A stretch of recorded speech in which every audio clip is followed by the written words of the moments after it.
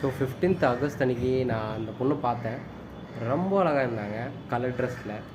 And இதுக்கு நடுவில் என்ன ட்ராஜடி ஆகிடுச்சுன்னா, ஆகஸ்ட்டு 15க்கு முன்னாடி என்னோடய ஸ்கூலில் வந்து ஒரு புது பொண்ணு வந்துருச்சு. அது என்னை பார்த்துருக்கு. நான் என்னை பார்த்து என்னென்னா ரொம்ப அழகாக இருக்கேன் என்ன அப்படி சொல்லிச்சு. நானும் ஓகேன்னு சொன்னேன். அதுக்கப்புறம் ஒரு நாள் நானும் அந்த பொண்ணு நான் ஒரே டியூஷன் தான் படிப்போம். பட் என்னோடய லவர் டியூஷனில் வராது. ஏன்னா she is very talented, very like very honest. படிப்புனா அவ்வளோ ஃபோக்கஸாக இருக்கும்.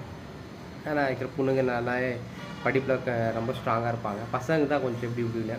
அதுக்கப்புறம் என்ன ஆயிடுச்சுன்னா, அந்த பொண்ணு நானும் டியூஷன் போயிருந்தோம் ஒன்றா. ஏன்னா அது இந்த பக்கம் இருந்து வரோம், நான் இந்த பக்கம் இருந்து வரேன். நான் மீட் பண்ணேன், பார்த்தேன். அதுக்கப்புறம் சொல்லிச்சு அந்த பொண்ணு, நான் வந்து உன்னை லவ் பண்ணுறேன். நான் வந்து என்னடா இப்படி சொல்கிற, உனக்கு தெரியும்ல நான் ஆல்ரெடி ஒரு பொண்ணு லவ் பண்ணுறேன்னு. அதுக்கப்புறம் சொல்லிச்சு, எனக்கு தெரியும், பட்டு அவனை விட்டுரு, நீனும் நானும் ஒன்றா சேர்ந்துடலாம். நீ அழகாக இருக்கேன், நானும் அழகாக இருக்கேன். ஆனால் அதுவும் பொண்ணு செம்ம அழகாக இருக்கும் கம்பேர்ட் டு மீ.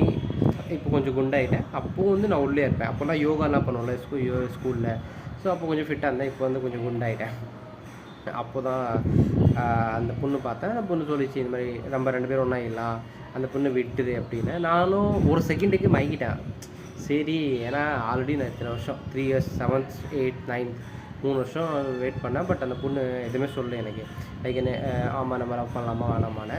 பட்டு நானும் ஒரு செகண்டுக்கு யோசித்தேன். சரி நான் அப்புறம் சொல்கிறேன் அப்படின்னு சொல்லிவிட்டு அங்கேருந்து எஸ்கேப் ஆகிட்டேன்.